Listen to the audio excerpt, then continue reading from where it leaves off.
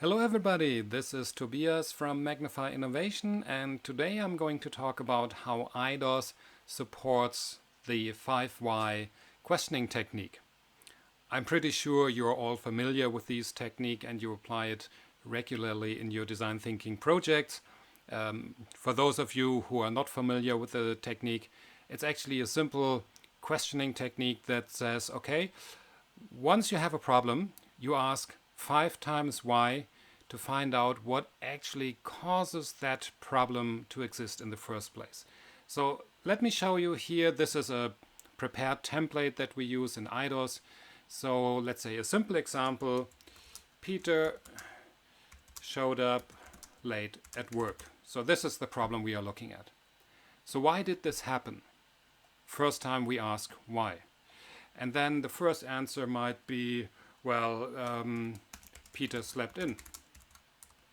And the idea is that on every level that we discover, now the first level is the problem, Peter showed up late at work, is caused by the fact that he slept in.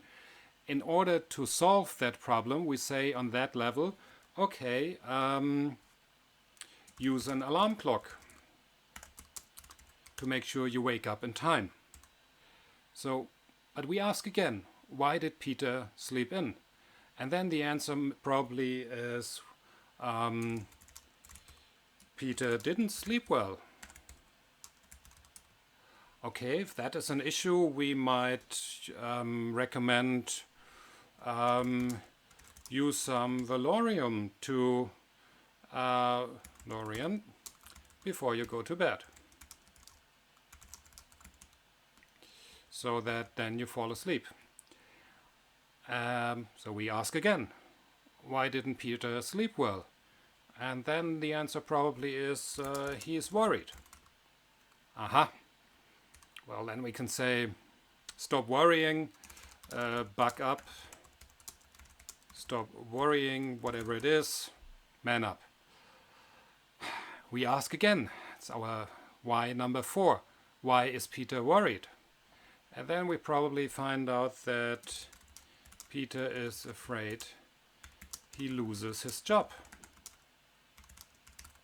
And as a solution on that level, we can recommend or tell him, Peter, well, no, that's not true. Tell Peter that this is not going to happen. And we ask again, why is Peter afraid that he loses his job? And then we might find out that Paul is spreading rumors. And then, of course, the solution on that level is talk to Paul and ask him to stop that, spreading rumors. So this is a simple example of how to apply the 5 why questioning technique. And when I prepared that example, I was wondering, okay, so we know why something happened, but we don't really know what are the consequences of this chain of undesired phenomena, so to say. So what are the effects? And then I realized it would be extremely helpful to also use that structure here, the 5 why structure, as a basis for analyzing cause and effect relations. So let's do that, shall we? So we move to the other template that I prepared. So we have causes here on the left hand side, and now we need to look at the effects. And so Peter shows up late at work. Let's assume Peter works in a factory and he's running a machine in the production line. So if Peter shows up late at work, then this will affect the production process.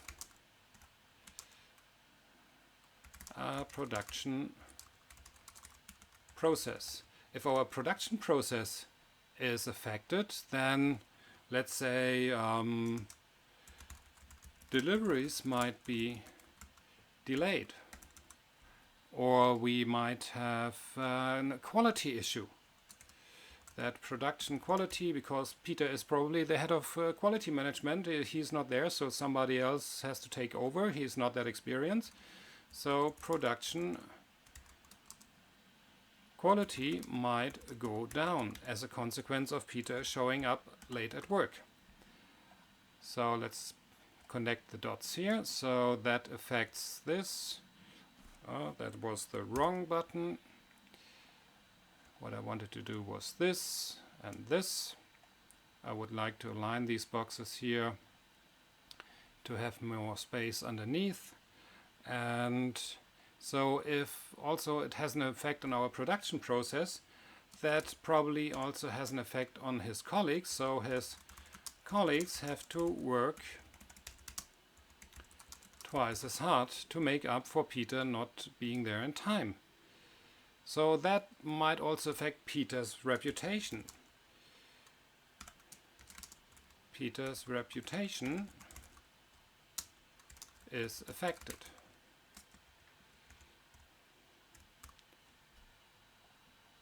And well, if Peter's reputation is affected, then we can also assume that the team spirit is going down.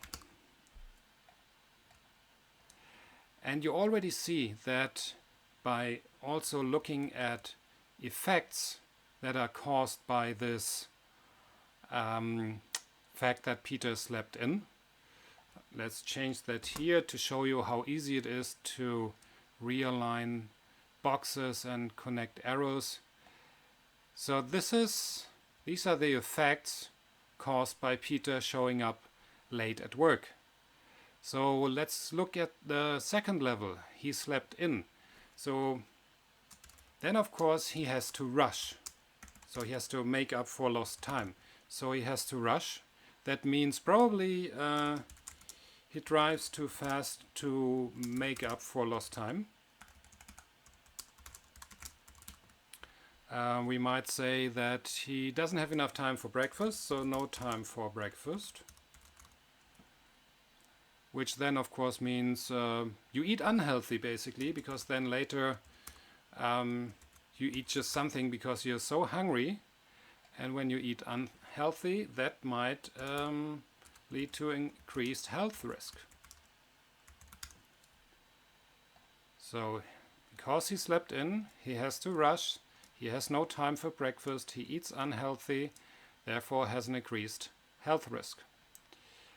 When he drives too fast, then of course there's a higher risk of having an accident. That might be stressful. And when he's stressed, as a consequence, he might have trouble focusing at work, not focused at work. So, because he has to rush, he drives too fast, might risk having an accident, he's stressed, and therefore he's not focused at work. Let's go to the next level. Well, he didn't sleep well. Then, of course, one other effect is that he is tired. So, I don't know about you. When I'm tired, I'm not really focused. So, probably he is also not focused. Then, of course, when he's at work, let's say there's a higher risk of making mistakes, which then, of course, has an impact on, let's say, quality of work result.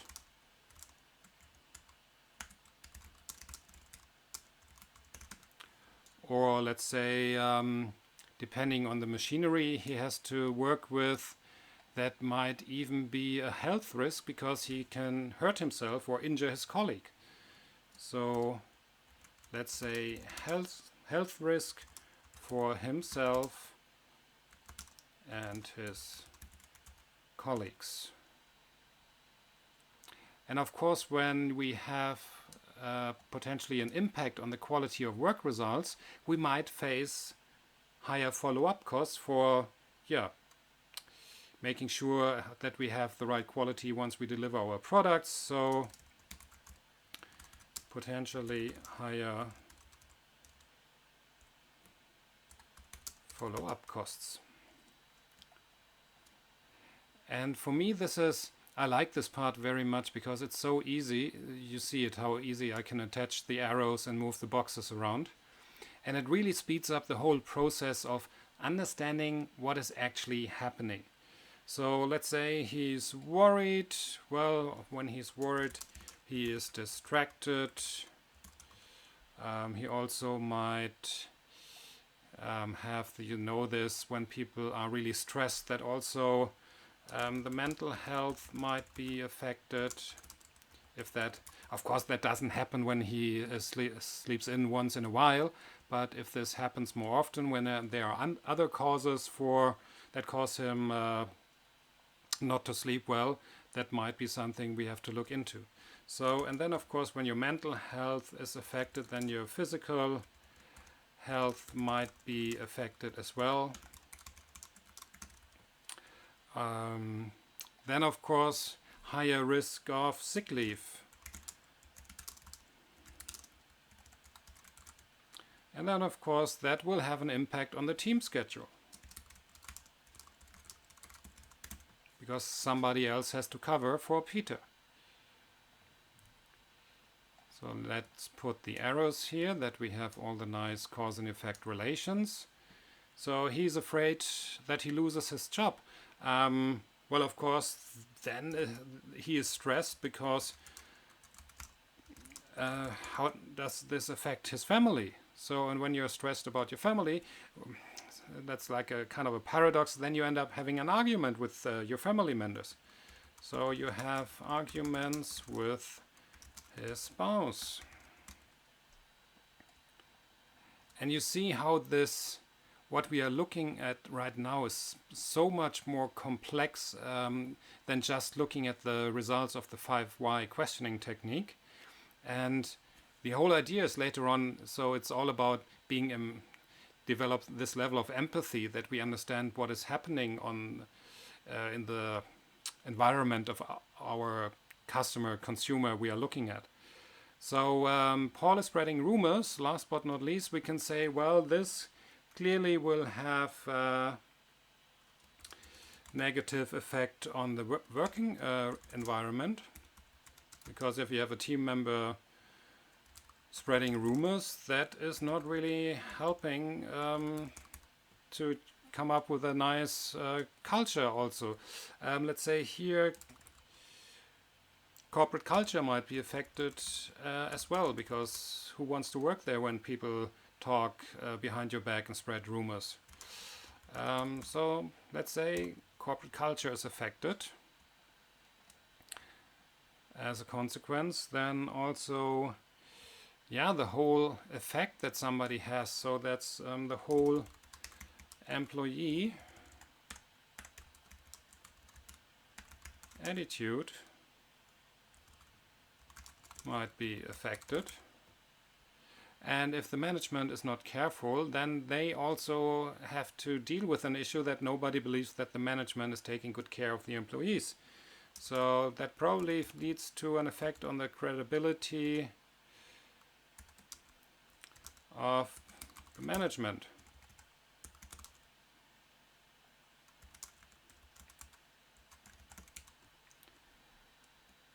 So adding the arrows. And then, of course, what is interesting, so now we have nice cause and effect relations. And when I looked at this example for the first time, when I developed it, I thought, okay, we are still not there yet, because there are interdependencies between these elements that so far we haven't captured. And that's why I developed this next template, the tree of why. I thought about network or tree to really point out, so there are all these kinds of different interdependencies that need to be considered. And so let's have a look, starting with Peter's reputation is affected, so team spirit goes down. Then of course Peter might be stressed because these things happen. What else can we say? So increased health risk. If I know that my health is at risk, I'm stressed, which on the other hand leads to even higher health risks. What else? Let's say higher risk of making mistakes. Well, if I have that reputation, well, yeah, people don't like that when their coworker is not really reliable. Production quality might go down. Let's have a look. How about this? That will have an effect on corporate culture because, well, we were once the people who their name was connected to quality. Now this goes down, then everybody says, well, what am I doing here? Or the employee attitude, that of course also has an effect on corporate culture. Same goes with the credibility of management. And when we look at Peter's reputation, yeah, of course, that also might have an effect on the working atmosphere and as well on the employee attitude. How about negative effects on working atmosphere? Now, let's say here, that has an effect, moving it backwards. So the impact on the team schedule might have an effect on the working atmosphere. What else can we see? When I have an argument with my spouse, then of course I'm distracted. Yeah, physical health is already there. Deliveries might be late, so yeah, we could add something with corporate reputation as well here, but I think for the time being, you understand how to use Eidos in combination with the 5 why questioning technique. And now you might say, Tobias, okay, that's all nice. Now we have a very, well, complex picture, and actually it's kind of difficult to see the forest through all these trees. So what's next? That's actually quite easy because then we just use another visual aid that comes along with Eidos. Let me change the size of the screen here so that we can see our the tree of why and the results of our work here. And so this active-passive map actually shows you which are active elements. Active elements are the ones that have outgoing arrows, and the boxes they influence directly also affect other boxes. So when you look here, let's have a look. He's afraid he loses his job. Of course, this one is very active because it affects all these boxes here that I now mark orange on the left-hand side.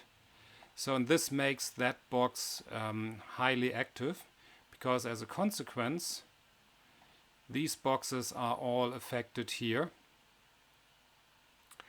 And therefore, and then you see now all the other boxes are affected by he's afraid he loses his job. Let me change that here again. What else do we have? Peter's reputation is affected. So that's the box up here. Yeah, it has some other consequences here down in that area. So these elements that show up at highly active, these are the elements that we then should use in the following steps in our design thinking project and address those, investigate those to make sure we address the right elements that really make a difference later on in that specific situation, solving the problem that Peter showed up late at work. That's it. This is how you apply the 5 why technique together with the help of Eidos. I hope you enjoyed the video. Stay tuned. We are working on round about 50 tools that we want to incorporate within Eidos to really have a nice innovation toolbox at hand for our design thinking projects. Until then, have a nice day, keep on innovating, and see you again soon.